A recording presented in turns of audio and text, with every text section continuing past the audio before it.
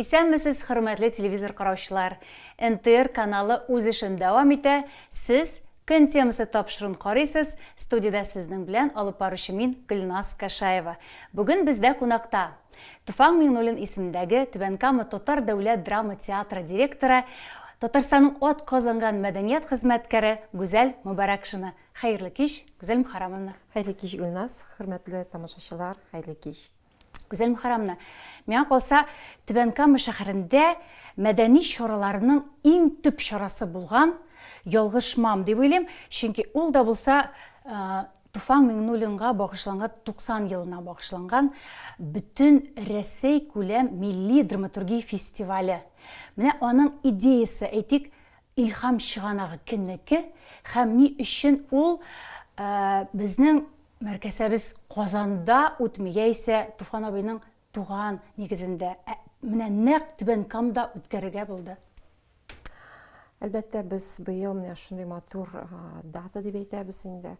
Туфан абыебызның 90 еллыгын уздырабыз һәм шушы кысаларында һәм инде ул берничә ел дәвамында шундый теләк иде, ниятебез шундый иде, матур итеп Туфан абыебызның әсәрләре буенча спектакльләрне бер фестивальгә туплау. Һәм менә шушы безнең планнарыбыз тормышка ашты дип хыялланабыз инде, һәм инде 13 октябрь көнне башлап җибәрәбез.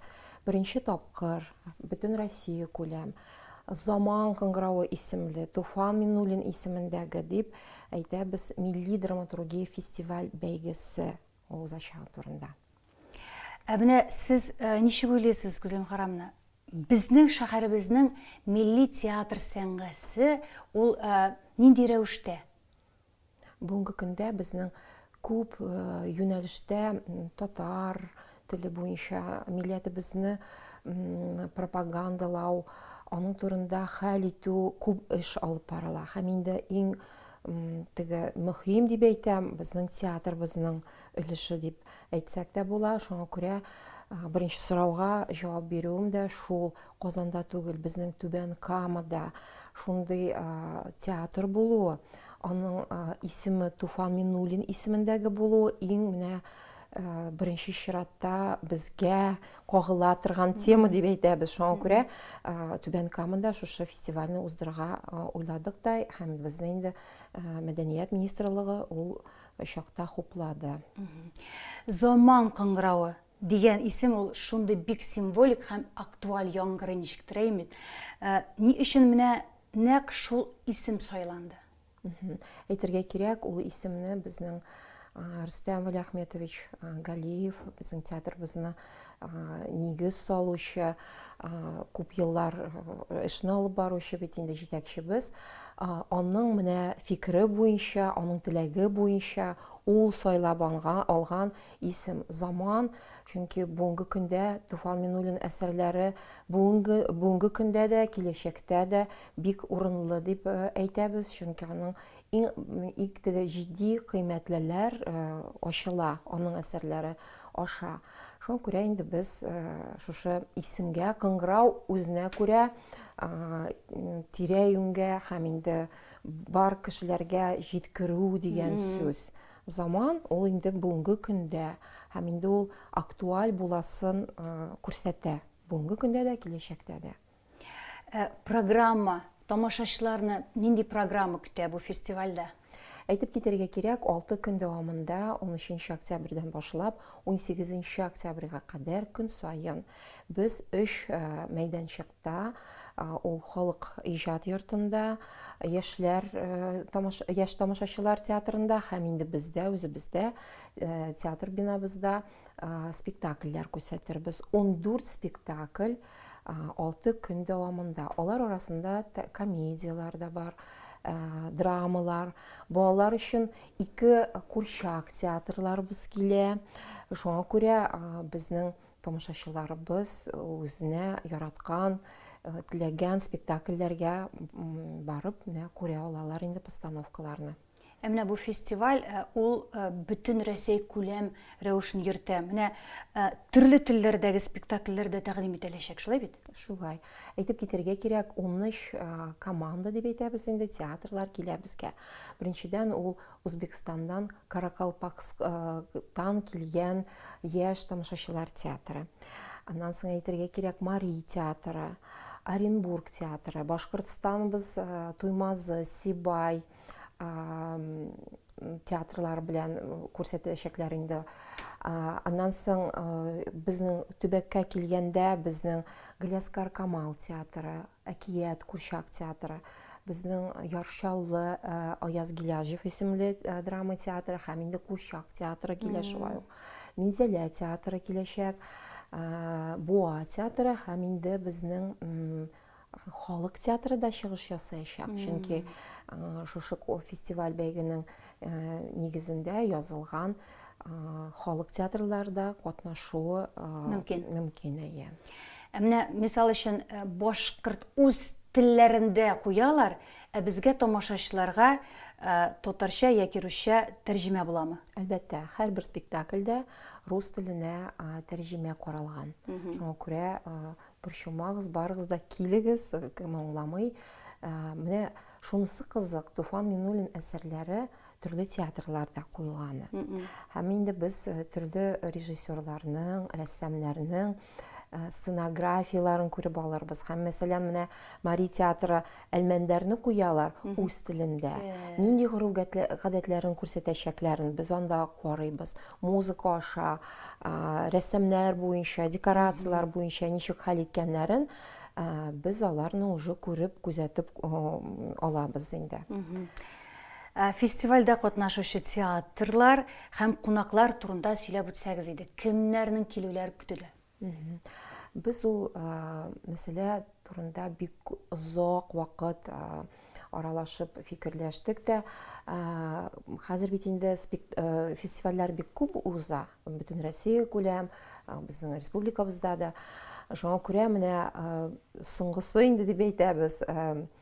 Список шушы кунаклардан тора. Беренчедән инде ул безнең якын дусларыбыз Нияз Игламов, ул безнең театраль критик, безнең дусыбыз, безнең театрларыбызның Союз театраль деятельлеген алып баручы кеше бит инде.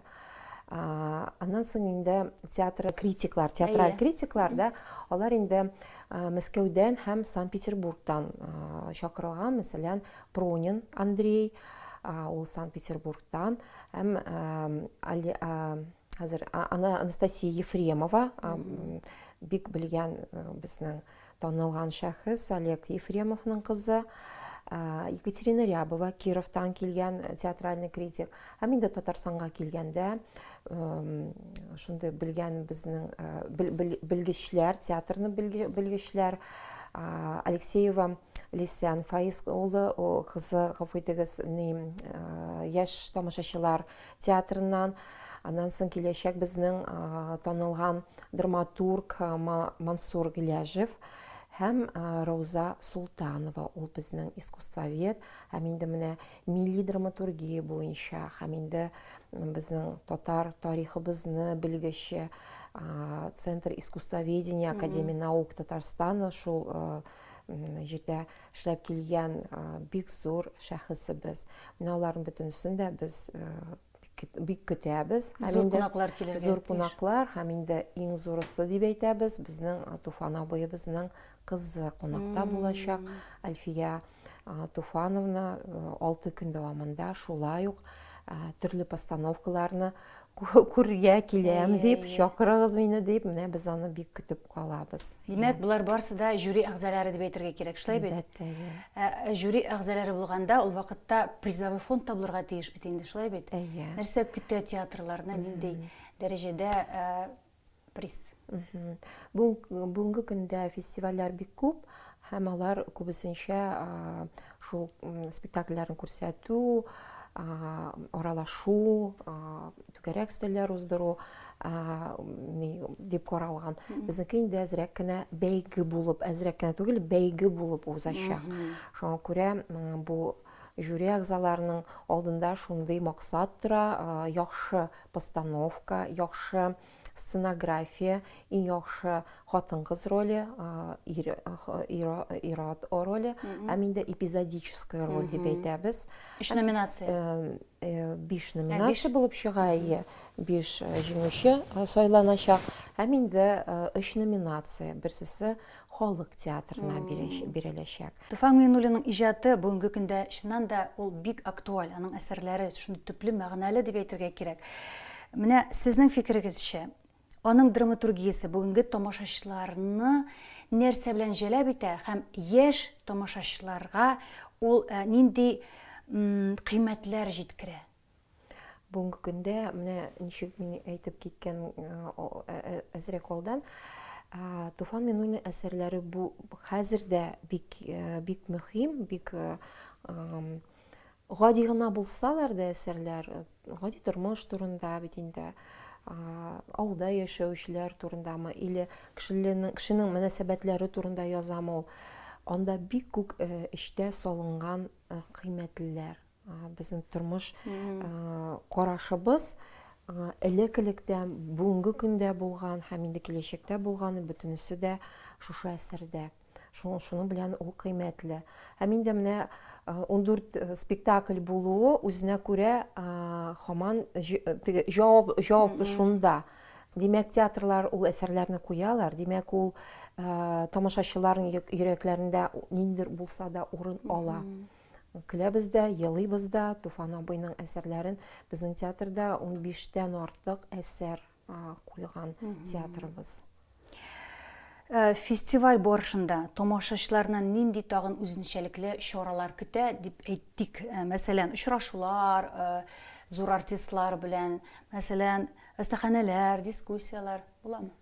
Әлбәттә, шундый зур дәрәҗәле кунаклар булганда, без инде аларны кунак та әйтәбез, үзебез дә аларны безнең тамашачыларга шундый мөмкинлек бирәбез. Бәлки мәктәпләргә чыгышлар ясарлар. Без театрда гына оештырабыз. Беренчедән Рауза ханым белән һәм Мансур абый белән аралашу, һәм инде безнең Нияз Игламов һәм Анастасия Ефремова белән остаханәне уздырачакбыз 18 октябрь көнне.